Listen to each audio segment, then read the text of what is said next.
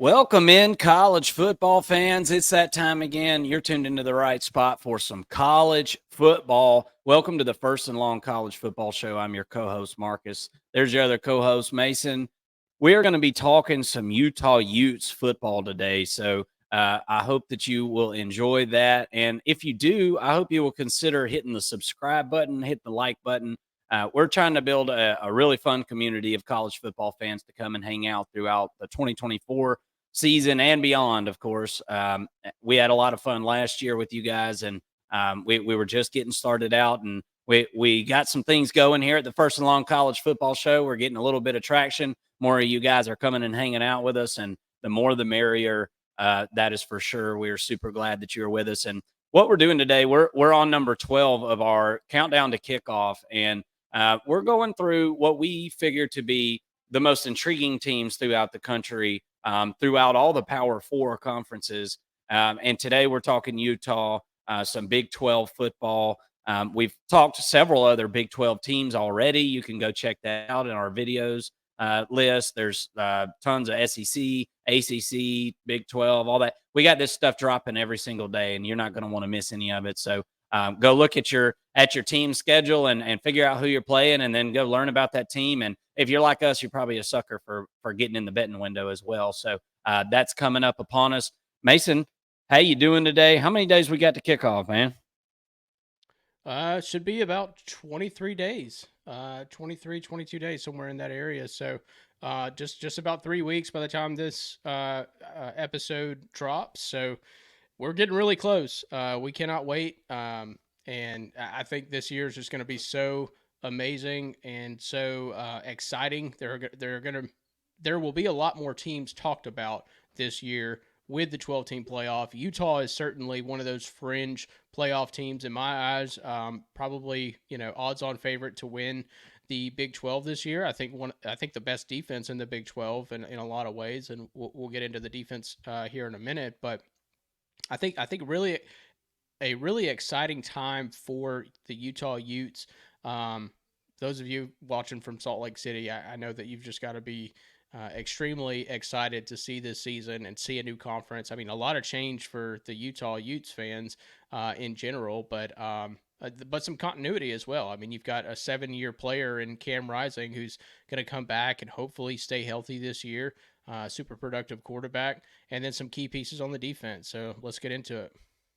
Yeah, super excited to get into all this with you guys. And let me just tell you how this goes. We break down the offense. We go by position group by position group. We go through the defense, do the same thing. And then at the end of the video here, we're going to pull up the schedule. And me and Mason like to go ahead and put our thoughts out there on what we can figure that the records will be as we see it now. The transfer portal is done for now. Teams are who they are at this point going into the season.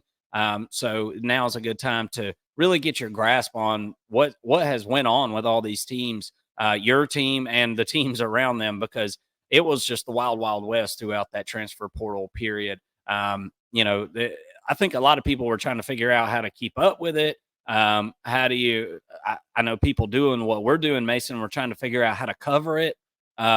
It's been a really big learning curve for a lot of people, and that's not even to mention the coaches and the players, right? So I think everybody was just kind of in a whirlwind, but now is a good time for us to kind of take stock on what all these teams are and try to figure out who's got the best odds to win some of these conference championships. And while I'm not ready to predict that today, this is, I can go ahead and tell you right now, a sure enough contender in the Big 12. At plus 350 odds. They're tied with Kansas State in the Big 12 at plus 350 to win the conference. So Vegas feels like this team has got as good a chance as any to win a Big 12 championship, and we're going to figure out why. Let's go ahead and dive into this thing. Last year was a disappointing year, for Utah, Mason. And the reason I say that, some teams would kill to be 8-5, right? There are teams out there that would kill to be 8-5. The Florida Gators would love to be 8-5 every once in a while, right? That's just one example.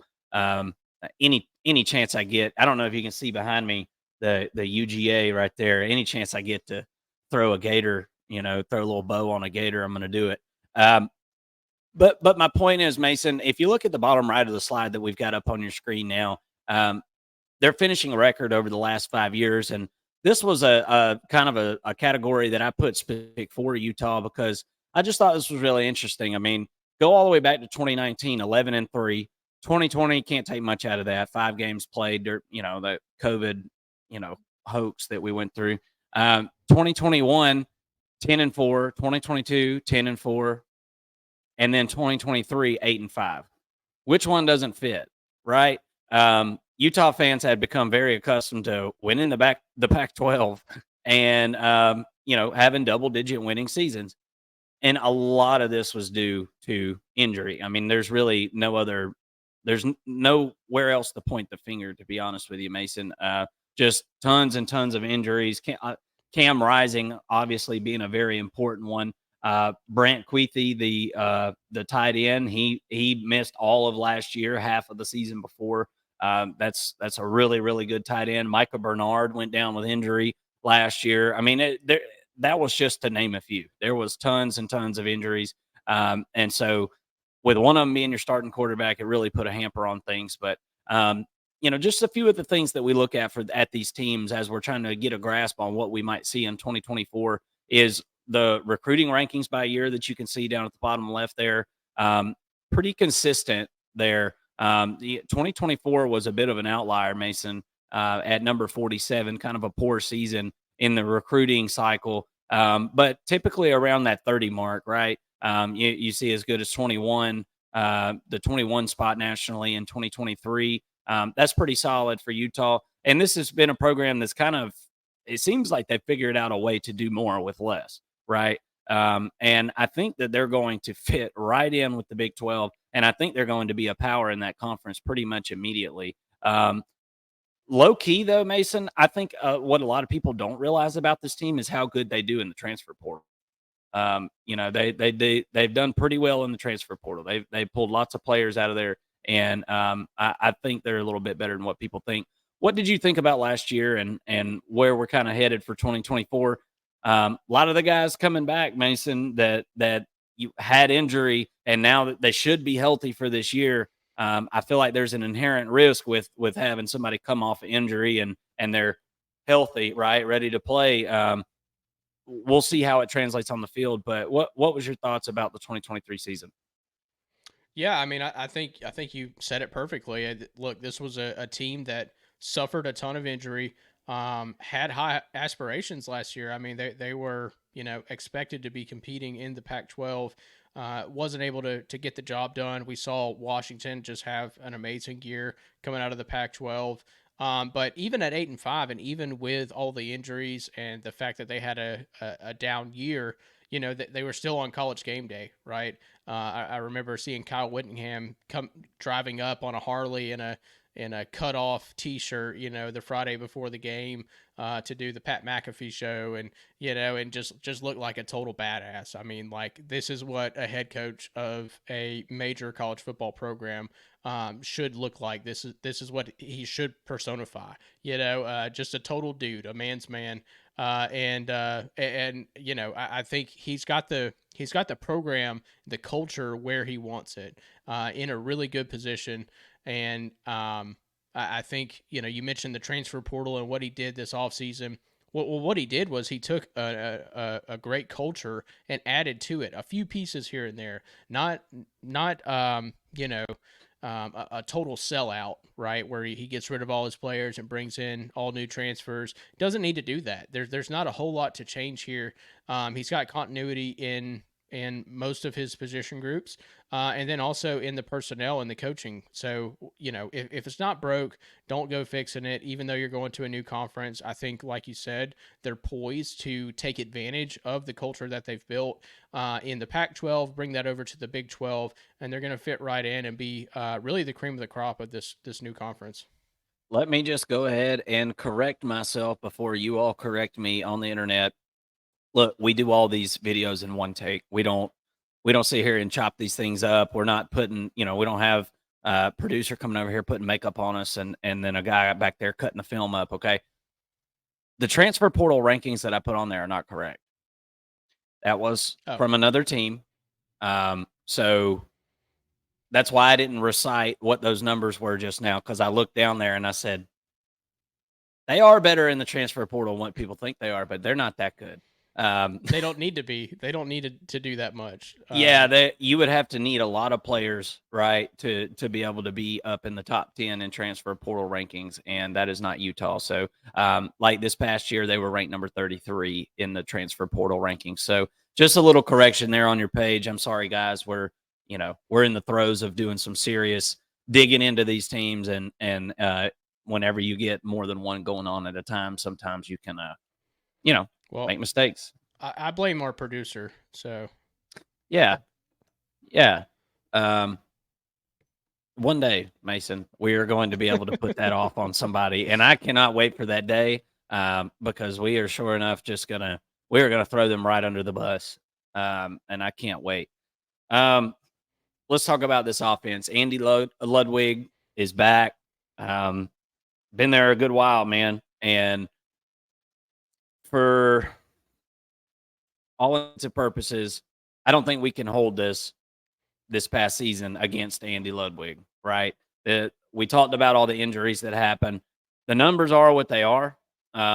You do return 62% returning production in 2024, which is nice. And you're going to bring back Cam Rising, which I guess he wouldn't technically factor into that 62% considering he never played. So really, your return in production is actually really much higher than that.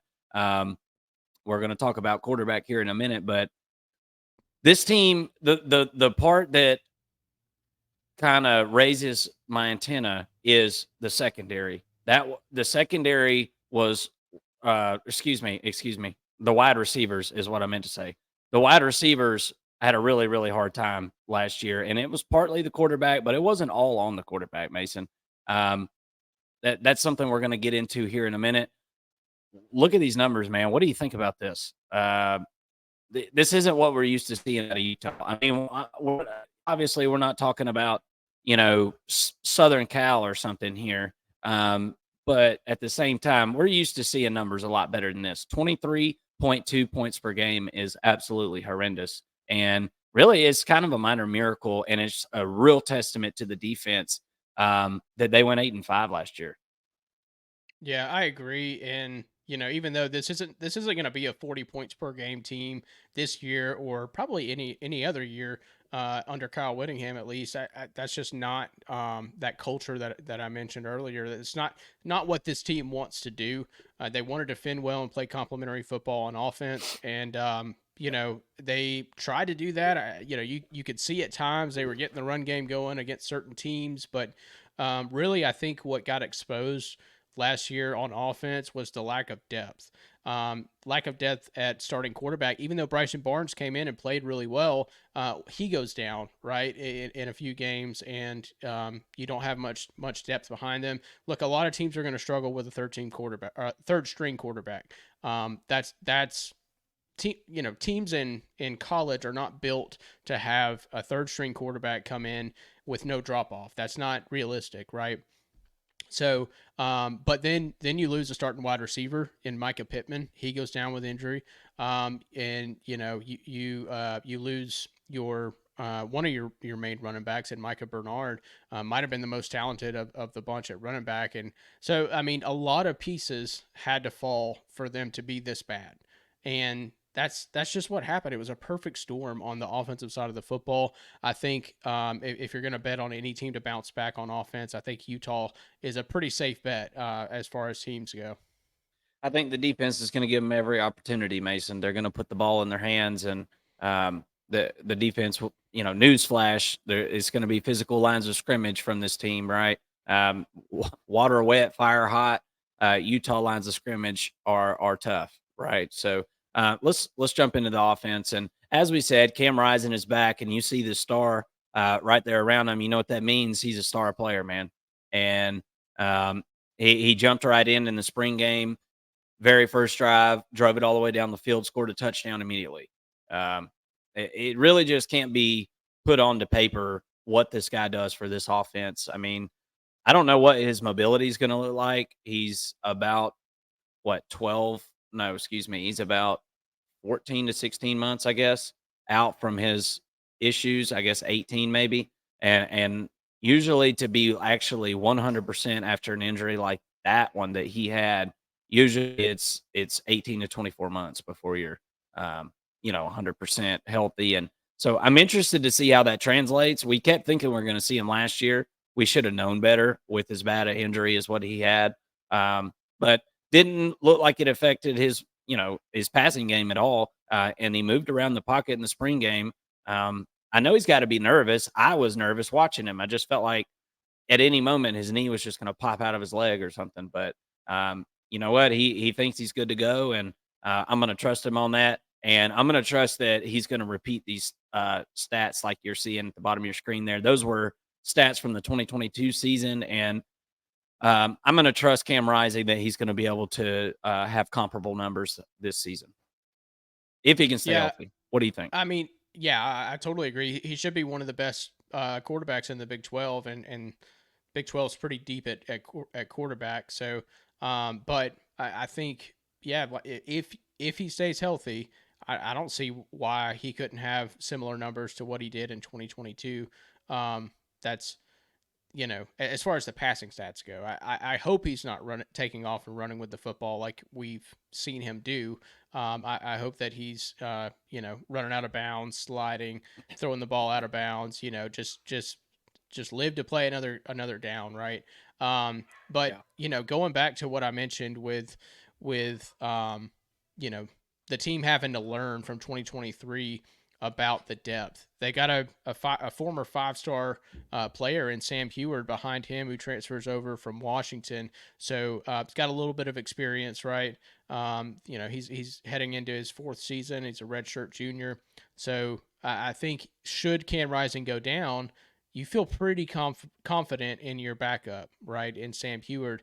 And then, they bring in a 4-star freshman quarterback as well, and Isaac Wilson. So you see now they're starting to add some of that depth behind specifically the quarterback because they saw how desperately they could have used a third quarterback last year, and and hopefully this year we see Cam Rising play for the entire season. But should he go down, I think you've got pretty good depth pieces behind him. Well, Mason, this is the part of the Utah show that I was dreading. We're going to jump into the offensive line. Would you like to pronounce these names for us? As we're doing this breakdown, I'm reading through these names and I'm thinking, you know what? This is why the national media doesn't talk about Utah because they don't want to pronounce their names. Yeah, dude. You know what? You might actually really be onto something because I was literally thinking when I was breaking this down, like I do actually have a kind of a thing for Utah football. Like for real, they are for whatever reason I just like to watch them. I don't know. Even last year it was kind of boring, but I just like their physical style. But man, I'll just never know how to say all these names. If you have a screen, if you're watching this visually, by all means, please zoom in and you read the names. And I know that you're going to pronounce them perfectly in your head when you read them. So you go ahead and do that on your own. But look, here's the deal: you've got Spencer Fano coming back, left tackle. That spot's pretty much accounted for. You got center Kalinu Feu. Actually, he transferred in April. Late transfer. All the preview magazines kind of missed it there. What? But he transferred to Texas A&M in Okay, April. so I just that's noticed why that. my depth chart didn't. Didn't show. Something was something was afoot. So Yep. okay, down at the bottom of your screen, you'll see Johnny Maya.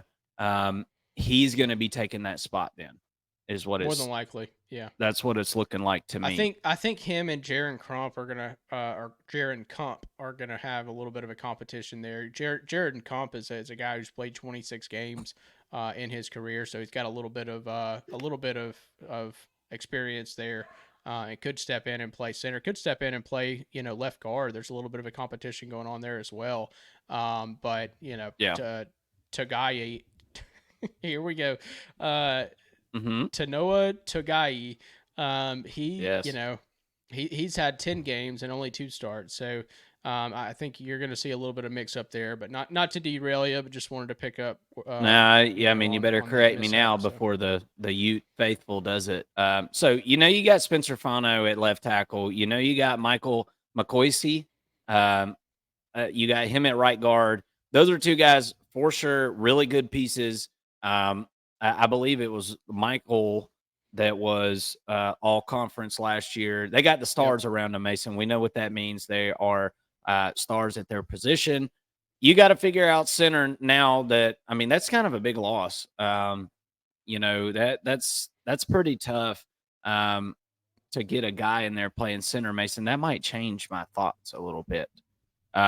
Center, look, if you don't think center is a really big deal, go ask Alabama about it, and they'll cry you an entire river full of tears talking about their center from last year and how it was just that's the only reason they didn't win a national championship. Is it that serious? I guess maybe. But my point is that's kind of a big deal, man. At least you've got a veteran quarterback that's going to be taking the snaps and should be able to help, get everybody lined up correctly and everything. What's your thoughts on all this? A lot of competition still going on with this offensive line. Yeah, I think, looking at them, kind of rating them, Spencer Fano starts, all games last year as a true freshman, was a freshman All-American. I think he's an absolute stud. Moko Isi, I think is an absolute stud at right guard. And then you've got three pieces to fill, right, on this offensive line. I think in most cases you would like to only be replacing two offensive linemen at the most, right? They were in position to do that before their center ends up transferring, after spring ball, which is just a terrible time to transfer, right? That's the Your worst center, possible time. that's the worst. Yeah. So they have no real shot to go out and get a transfer, especially an offensive lineman that late in the game. It's you're just not going to do it. And what was interesting is looking at the timetable on 24/7, he enters the transfer portal on like the 19th of April, I think, and then by the 21st or 22nd, he was already transferred to Texas A&M. So may have been a little tampering involved there. I'm not sure, but wow. Where there's smoke, there's fire. So I think mostly though, what concerns me about losing that piece is the depth. Not an incredibly experienced unit as a whole in general. They do lose. They did lose two to either graduation or the NFL. Now a third one to the transfer portal. And there just isn't a ton behind them. I do like Jaron Kump, and I think that's really about it as far as guys who have experience that we know can play. They did get a 4-star freshman signee, Isaiah Garcia. He's going to add to that talent depth on this offensive line in this unit. I don't know if he's able to kind of step up and play similar to what Spencer Fano did last year, and play to that level. But yeah, at least you do have a little bit of youthful, high ceiling type talent in the room that you can lean on should one of your more experienced guys go down. But I'm worried about this unit when it comes to the depth. Well, I'm leaving this slide more worried than I did whenever I slid over to it. So, yeah, I feel you on that, brother. That I don't love that situation. At least you got two really good pieces. It could be worse. And I trust this team's going to be able to figure out, what to do. And not to mention, Mason, we're going to talk about it here in a few minutes, but it is Utah, and they do have some awesome tight ends, and I think they're going to be able to do some 12 personnel and be able to provide some relief with blocking and things like that if they could just get the ball snapped. Let's talk about running backs. Things are wide open, man. Jaquinton Jackson gone. He goes to Arkansas. So Michael Bernard, he had his injuries last year, 533 yards he had in 2022. You look for him to be a big piece, or at least a big rotational piece. Jalen Glover is back. I like Jalen Glover. I feel like he's a certain style of running back. 137 attempts, 562 yards last year, a couple touchdowns. But I think the most intriguing thing that I could see in the running back room was this guy, Anthony Woods, coming over from Idaho.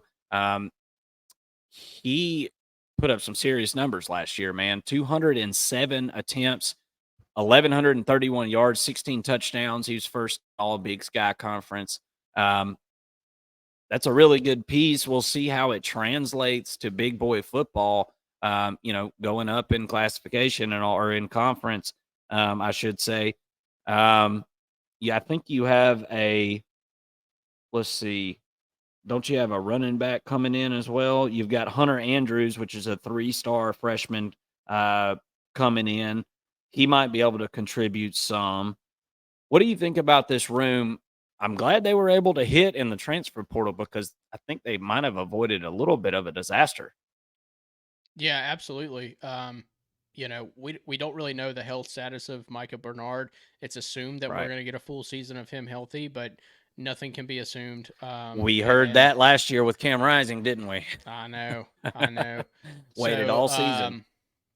I think that adding Anthony Woods adds a really quality depth piece. You've got two guys right there in Bernard and Woods who can, kind of play all three downs, and then Jalen Glover gives you a little something extra and gives you a little bit of something out of the backfield, and had over 500 yards himself last year, so not too shabby for the most part there, kind of by necessity in some ways.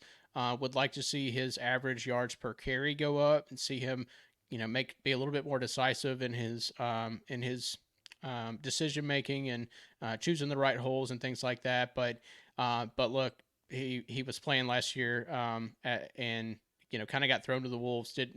Probably didn't expect to be playing in his second year as much as he was, but did a pretty good job. And I'm less concerned about this unit now with Anthony Woods coming in than I would be, obviously. But we still don't know what Woods is going to look like in this conference.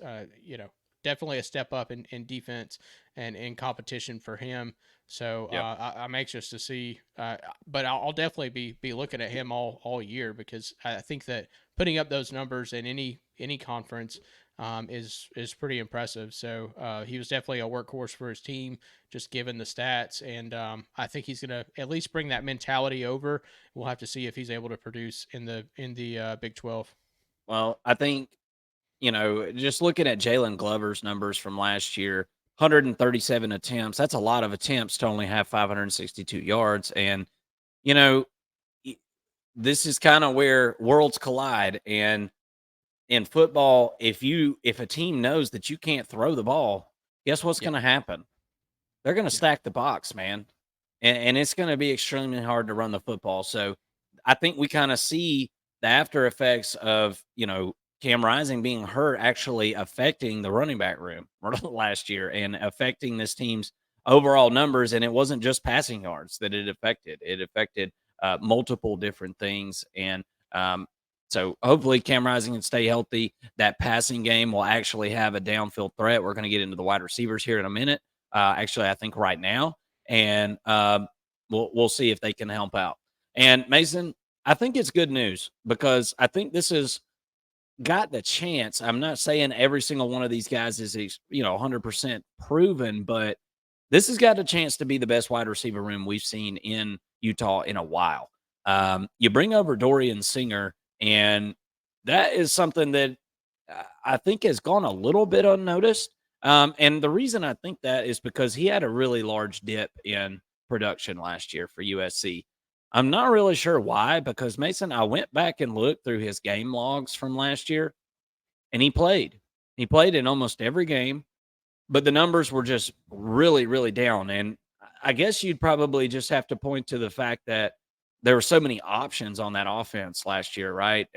Whereas that first year he was kind of one of three good playmaking options, whereas last year he was probably more like one of 6 or 7. Mm-hmm. And so you saw a big dip in production out of Dorian Singer in 23 versus 22. If they can get the 22 version of this guy, he had over 1,000 yards, man. Mm-hmm. So if they can get that version of Dorian Singer, Cam Rising is going to have an absolute field day throwing to this guy. You got Micah Pittman, you got Money Parks. They're both coming back. Micah Pittman, dealt with the injury, only played in 2 games in 23, had over 300 yards in 22. Coaches are just super excited at the prospect of being able to have him healthy for an entire season. And to mention these guys is not even to mention Munir McLean. He returns. Damian Alford comes over from Syracuse, had really good numbers there, guys. Tayshawn Lyons comes over from Washington. I know less about him, and I feel like he's less proven than Damian Alford, but nonetheless provides some really good depth from those transfers there coming out of Syracuse and Washington. So I think Utah did a good job going to the transfer portal here, and you bring in 3 viable pieces that can certainly play for your team at wide receiver, and then you bring back 3 pieces, that returned from last year. I like the mix here, and I am interested to see who's just going to be that number 1 guy. That's kind of like the only thing that I'm trying to figure out. Who's going to step up and be that dude that's going to go and get it? You do bring in a 3-star wide receiver as well in the 24 class, David Washington. I feel like it's less likely that he's going to be able to help out this year, but you do have that body there and somebody in the helms, waiting in the wings for their chance. What do you think about the wide receiver room? I'm pretty excited about it considering what's kind of went on over the last year or so. I think this group's going to be able to make some plays, and if Cam Rising can get him the ball, and I know he can, we're going to see a much improved Utah offense. Yeah, I totally agree. You look at the 5 players you just mentioned, and typically I would say, man, only 5 wide receivers. Like that's probably a little slim, right? You'd like to have 8, bona fide dudes at wide receiver, but remembering this offense, they play a lot of 12 personnel, right? There's not always even 3 wide receivers on the field. So I think that the depth itself is going to be fine. You don't really need that many wide receivers in this type of offense, and especially when you've got top end talent like Dorian Singer, who I do think is going to have a bounce back year this year. I don't know if he's going to have over 1,000 yards, but he certainly could be the feature receiver in this unit. And so he adds that sort of he brings that traditional wide receiver type of body style and whatnot, about 6 foot, a little over 200 pounds. And so do, Money Parks is about the same size, and Micah Pittman are all about the same size. My understanding is that Money Parks is a speedster, can absolutely fly. Was like a 10-2, 100-meter guy, like absolutely just a speedster there coming off the edge. And then, you've got Damian Alford, who kind of adds a different dynamic, comes in, at 6'6", and just brings a whole different body style to this wide receiver room, which allows you to do a little bit more things with him. And hopefully, with that size, he's able to block a little bit. But, so that you kind of get a good mix of a tight end almost out there on the perimeter that can help you block downfield as well. So I really like this unit. I think that they've got a good mix of, speed, route running ability, size, physicality, and if everybody stays healthy, right, which is a big if, I think that this unit can be really good and kind of pick up where the running back room may leave a little bit to be desired. Yeah. Yep, I agree with you. Let's talk about those tight ends. You bring in a transfer, Carson Ryan. He comes over from UCLA. Nice pickup there. As I said, guys, Utah's done a little better job in the transfer portal than what people realize. At least either bringing in depth. We're going to talk about the secondary here in a minute. They brought some transfers in there that are going to play and contribute immediately. So they did a good job here too. You needed another guy, especially whenever you're talking about running 12 personnel, Mason. And I see I left some stats down there at the bottom of that slide that I shouldn't have left on there. Man, I'm just full of mistakes today. Brant Queethy, I guess is how you would say his name. Queeth. Is it Queeth? I don't know what it is. Brant is a really good ball player. Missed 23 with an injury. This is a guy with over 150 receptions in his career, over 1,800 yards. Man, if he can stay healthy somehow, which he's had, that's a big if. He's had a lot of health, a lot of injury issues. if this guy can stay healthy, it's going to be a big help to this offense because when he is healthy, he's a playmaker. And you got Landon King as well, 14 receptions, 166 yards, 3 touchdowns. I feel like you're in pretty good shape in the tight end room per usual. Utah's always got solid tight ends, and it's because they run an offense that features them, Mason. And, as a Georgia fan, we've done a lot of that ourselves lately over the last few years, right? Put some real good players out into the NFL through the tight end room, and I think that's a great way to run your offense, and I think they can be a big help on your offense if you can create an advantage there. What do you think about the tight end room? Yeah, I mean, obviously, Brant Keith is the feature tight end here, and he should be. He's all a preseason All American type guy if he's healthy, right? I think there's some sort of an asterisk beside that.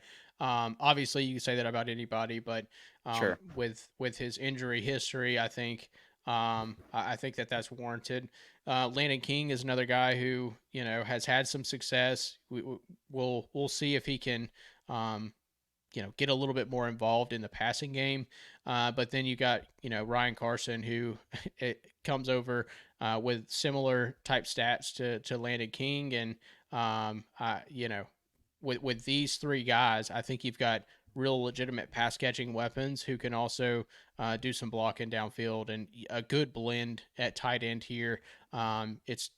It's no wonder why they're going to run a 12 personnel, 40% of the time on offense, if not more. I think that it's completely warranted when you got a tight end room that looks like this. This is probably the best unit of the offense, in my opinion. Yeah, and they said Landon King has added 15 pounds in the offseason to better help with that 12 personnel package. So, Yep. good news. The big guys are getting bigger. I almost started talking like Trump there for a second. Great news. Defense. These tight ends, they're so big. I walked in and said, wow, that's a big tight end. All right, let's talk defense. 2023 stats. Pretty much anything you can look at looks really good. Minus passing yards per game allowed, Mason. That's the bugaboo here. And, oh, by the way, I noticed this as well. Morgan Scally or Scaly, however you want to say it, he is actually the heir to the throne of the Utah football empire. So they have said that he will be the next head coach, succeeding Kyle Wittingham whenever he does decide to retire. So you're looking at your next head coach of the Utah Utes. He's been a coach on the staff for, I want to say 15 or 16 or 17 years, something like that. Look, you got to tip your hat. They got like a family thing going on over there in their football program. I mean, they got guys that stay there a long time, and this guy's no exception to that. He's been in this situation, been with Kyle Wittingham for a long time, and so they've got a real family atmosphere going on over there, and I just have to tip my hat to that because in today's college football, that just doesn't happen a whole lot. But as I said, pretty much anything you want to look at. This rush defense was absolutely awesome. The scoring defense overall was really good, 19.3 points per game. That's really good. That's top 20 in the country. All these numbers are certainly good enough to help this team win a Big 12 championship, no doubt about it. The passing yards per game has got to get better. The secondary was a nightmare last year. And, somehow this team still got off the field on third down at a really, really high rate. 8th in the country at third down conversion percentage, allowed 29.52. That is really good. And other good news, this defense is returning 79% of their production in 2024. So going to be a really good unit. Let's just go ahead and jump into it. We'll jump into defensive line and talk about this thing. You bring back Van Fillinger, Connor O'Toole. Those are probably going to be your starting defensive ends, I'm thinking. And you've got a couple of guys that are going to be kind of rotating in there as well. You got Logan Fano returning from his midseason ACL injury last year. He could be in the rotation at defensive end so long as he is cleared to play and everything. It looks like that is the intention, and that's what the thoughts are at this point. And then over at defensive tackle, you got a star player there, Mason Jr. Tafuna. This guy only played in 8 games in 2023, but it is a really, really nice piece and will certainly help to anchor this defense. And you also bring back Keanu Tanu Vasa. There we go. 27 tackles, 2 sacks, 1 forced fumble last year. And you got some pieces to kind of help out there at the defensive tackle. You got plenty of guys to rotate. Samot Pepa, Tavita Fotu, Aliki Vimahi. I mean, these names are something. There's something else. They're not American, but But they are. but they are rotational pieces at defensive tackle. I feel really good about this defensive line. You bring in a couple of guys, a guy from UTEP, Utah State, Canius Vaughn, Paul Fitzgerald. Those are both edge players that you can kind of play around with. I guess they're at either defensive end or I guess possibly play them at linebacker or nickel. This team, they kind of ride it as they go, man. So I feel like you could see those guys kind of anywhere on the field. But let me tell you something. Both of those transfers have really good numbers as well. So this defensive line is going to be really good. Again, you lost a really, really good player. And now, of course, I can't remember his name. But let's see. Jonah Ellis is the guy that was missing from last year. And look, you don't replace guys like that. But I think that you can just put your best foot forward, and I think that's what Utah's done. It's going to be more of a by committee approach. You're going to see a lot of rotation, and I think it's going to be really successful in the Big 12. What do you think about this defensive line, Mason? I'm feeling pretty good about it. Yeah, I mean, those are great numbers right there just in your starting 4. I feel really confident. Tafuna, Junior Tafuna is a 3-time all-conference defensive tackle. Even with playing 8 games last year, he was an all-conference guy. So really impressive defensive tackle there. Not many D tackles built like he is, and so I think he is quite a specimen there in the middle of this defensive unit. And then off the edge, you mentioned Paul Fitzgerald coming over from Utah State. Guy had 45 tackles, 9 tackles for a loss, 8 sacks. So some really good numbers there for sort of a backup role. And honestly, I could see Fitzgerald playing into the starting role and taking one of those 2 defensive end spots. It's going to be tough to keep him off the field, but really like this unit, Mark. Yeah, I do too. I don't have any questions here at all.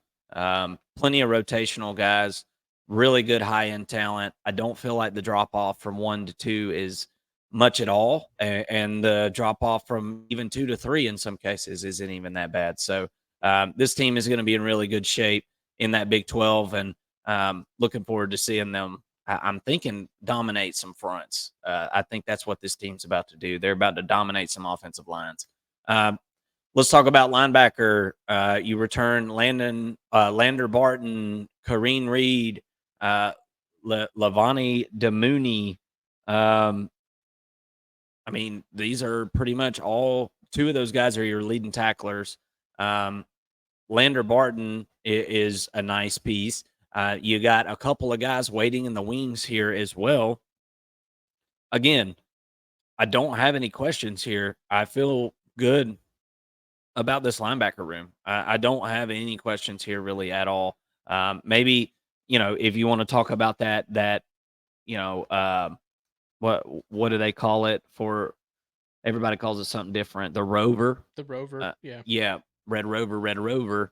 Other than that, I don't really have any questions about it. Some people say that's secondary. Some people say that's linebacker, whatever you want to call that. As far as inside linebacker, they're in good shape. What do you think? Yeah, I totally agree. And at least on my depth chart, I've got Kareen Reed at the Rover position for this roster here. But we'll see how that pans out. We can't always trust the spring depth chart, So right. But we can trust that Lavani Damouni and Kareem Reed are going to probably lead the team in tackles again this year. They're two really good pieces there in the middle of the defense. And they've kind of created a logjam of talent behind them. I mean, you've got Trey Reynolds kind of coming in behind them, Sione Fotu, Josh Calvert, and then a couple of freshmen in Kanai Lopez and Hunter Andrews. Really good unit. I mean, this is a solid unit. You really want your linebackers to get the bulk of the tackles. That's typically what you see. That means they're filling gaps. They're players aren't getting past the second line of the defense. So I think that the numbers kind of speak for themselves in the middle of this unit. Yep. Solid defense last year. I think, or I should say, solid front seven last year. One of the best in the country. I think it will be again. Numbers wise, I think they're just going to dominate. This is the question, Mason. It's the secondary. And I don't think all these look, we just said it. You can't take a spring depth chart to heart. Okay. Things change in fall camp. I would not take this to the bank. Now, I know Zamea Vaughn, I know he's going to be that in that cornerback spot. I know that for sure. As so long as he's healthy, right? But Teo Johnson, Keenan Johnson. Keenan Johnson is the guy from Georgia Tech. He moves over from cornerback, I should say, the nickelback position over to safety. So he's going to compete for that spot. And I'm thinking he's going to win that spot because the way the coaches have been talking about him throughout the spring said he has just been an absolute bright light for this team. Smith Snowden, I feel like that creates an opportunity for him. That's a guy that we don't know a ton about. We don't have a huge, workload to look at on film or anything. So I feel like there's still some questions there. But as you can see, I got Teo Johnson in the safety spot there. We're gonna just have to see, man. You got Cameron Calhoun, who came over from Michigan. He was a transfer, didn't play a ton for Michigan last year. I think he appeared in 2 games total. He's going to be competing against Snowden for that other corner, that nickelback spot. So still trying to figure this out. I feel okay. I feel like it's going to be better, but I'm not sold on all these pieces fitting together quite yet. What's your take on it, Mason?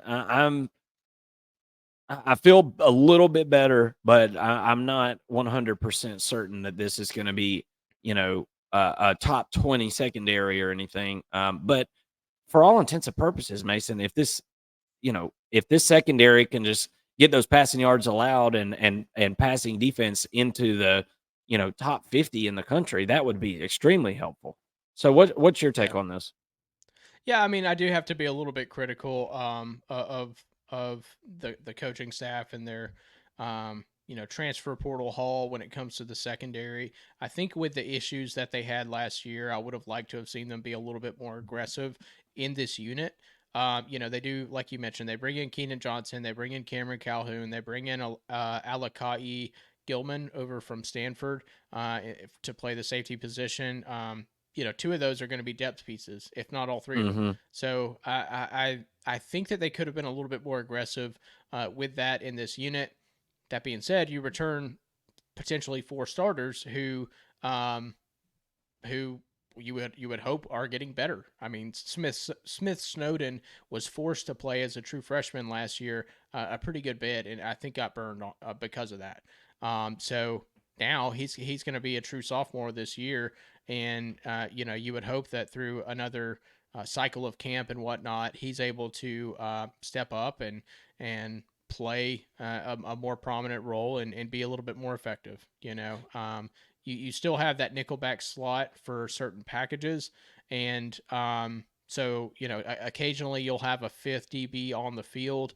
So I'm kind of nervous about the depth, right? You do bring in 3 transfers, but I don't know if that was really enough considering the issues that this unit had last year.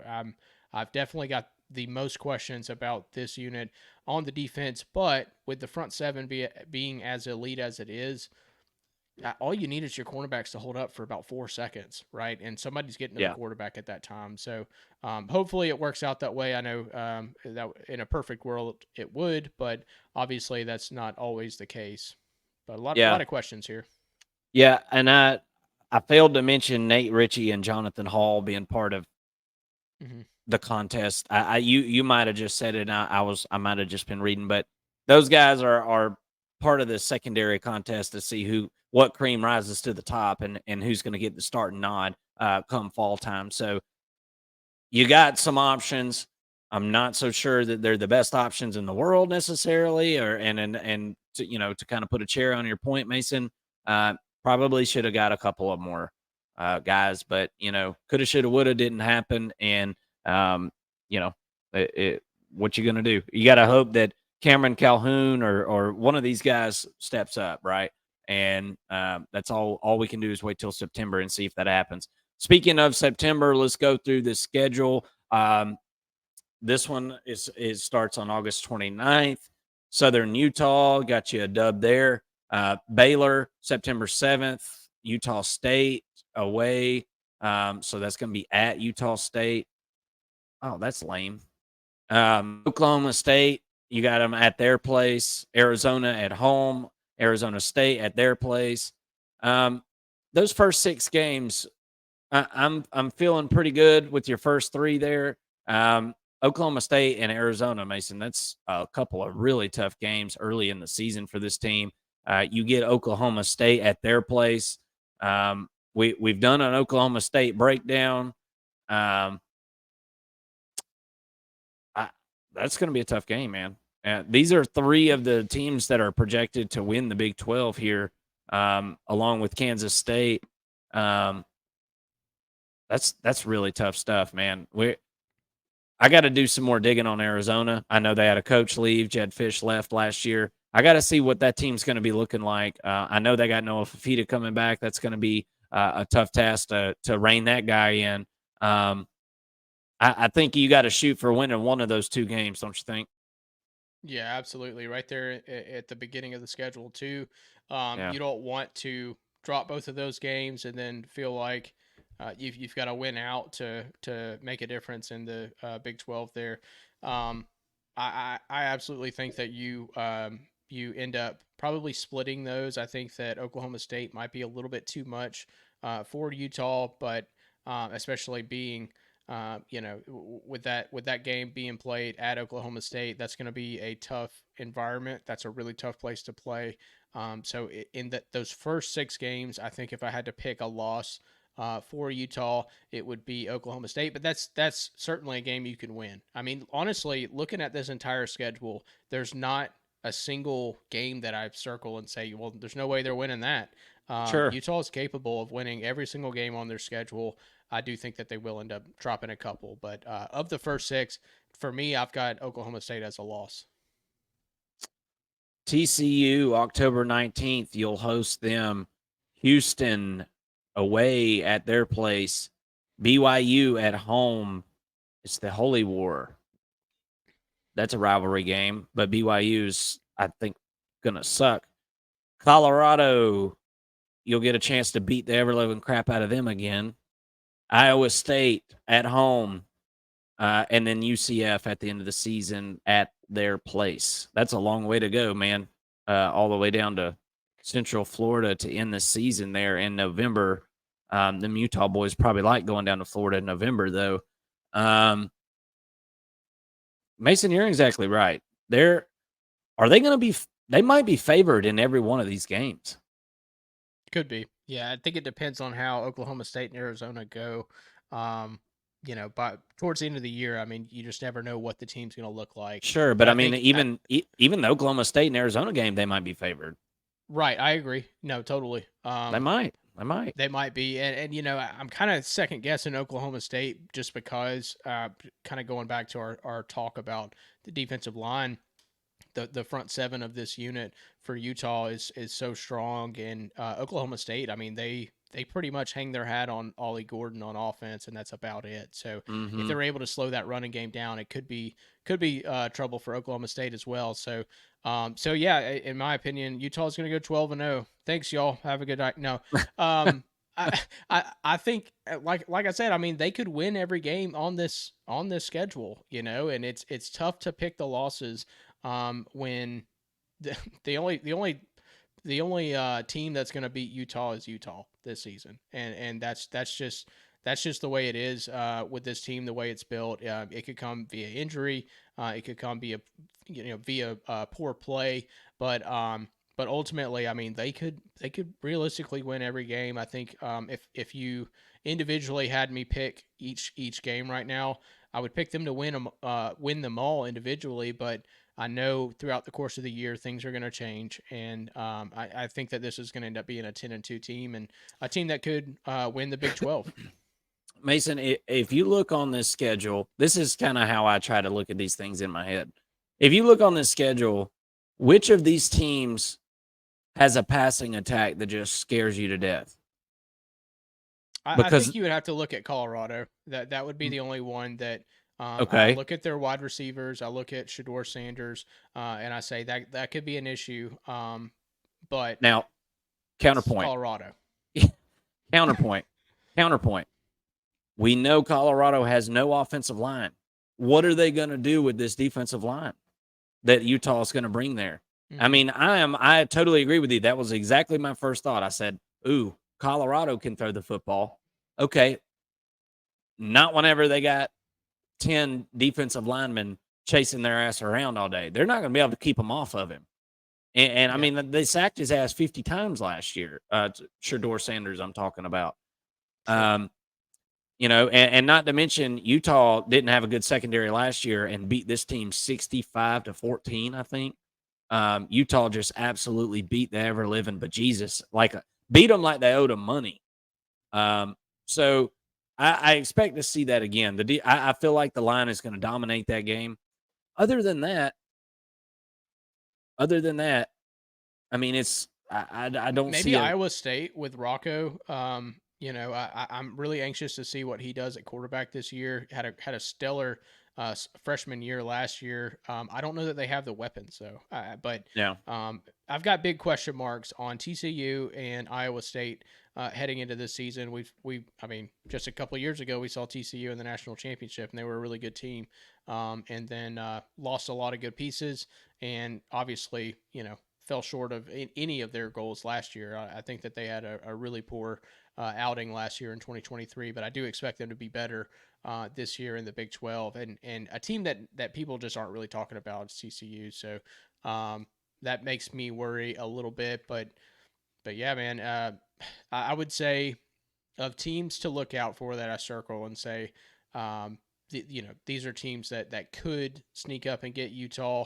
I'm thinking it's Oklahoma State, Arizona, TCU, Colorado if everything goes right, and Iowa State, and that's about it. But I feel confident. I feel about 65% sure that they're going to win each of those games individually. But like I said, I still think 10 wins is probably where this unit ends up, or this team ends up. I'm gonna go 11-1, Mason. I'm Okay, gonna go 11-1, I and don't hate that.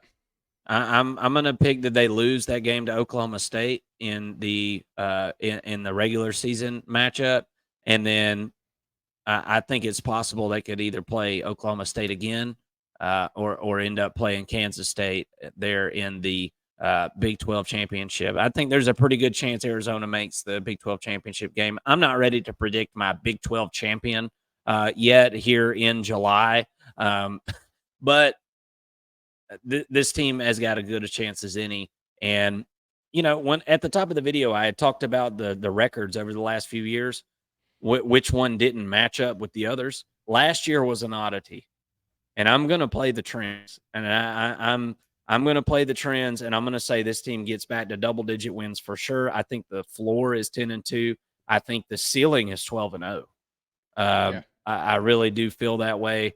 If the secondary can be, good to good plus, watch out. This team. Could you imagine Utah possibly, hosting a playoff game? I know you wouldn't be able to win the Big 12 and host a playoff game, but just humor me for a minute. Can you imagine somebody having to travel out to Utah in December and go play a playoff game there? Miami's traveling to Utah to to Right. play in freaking December. Yeah, it would be. I would be picking Utah to win that game. Sure, absolutely. Utah fans, Mason, what's your prediction? You 10-2? Yeah, I'm with you. I think if you were to tell me to pick an over and under, I think 10.5. If I'm just going to ride the fence, I would say 10.5. Yeah. I'm going to say that they dropped 2. Still concerned about that offensive line. Still concerned about that secondary. And I think that somebody could, upset them and kind of set them straight. Right? Maybe an early season loss.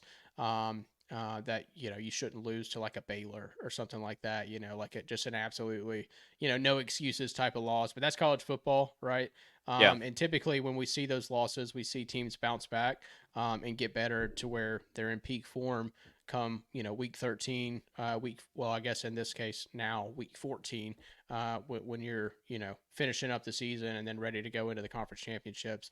I think this is a team that'll get better as the season goes on, and hopefully for Utah fans end up in the Big 12 championship, because I think that they are a well-coached team and very capable of doing just that.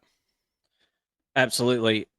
Cannot wait to watch the Utah Utes in action in their new home of the Big 12. It's going to be a really entertaining season. What do you think, Utah fans? Are you winning the Big 12 this year?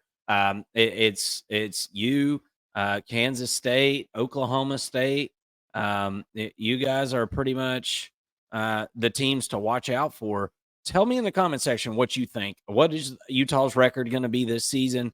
How does Cam Rising do this season? I want to hear from you guys in the comment section. I hope that you'll conversate with us there. We're super responsive, and just want to thank you all for watching the video today. And as I said at the top of the video, please subscribe. Come hang out with us. We're going to have a great time. We're going to have live streams every week during college football season. We're going to be doing reactions, prediction shows. We do a betting show. We do all kinds of fun stuff, and we'd love to have you in the comment section, but we can't let you know when our content's coming out if you don't hit the subscribe button. So please do that. Thank you again for watching, all you college football nuts. We'll see you next time. Signing out. I'm Marcus. That's Mason. Goodbye.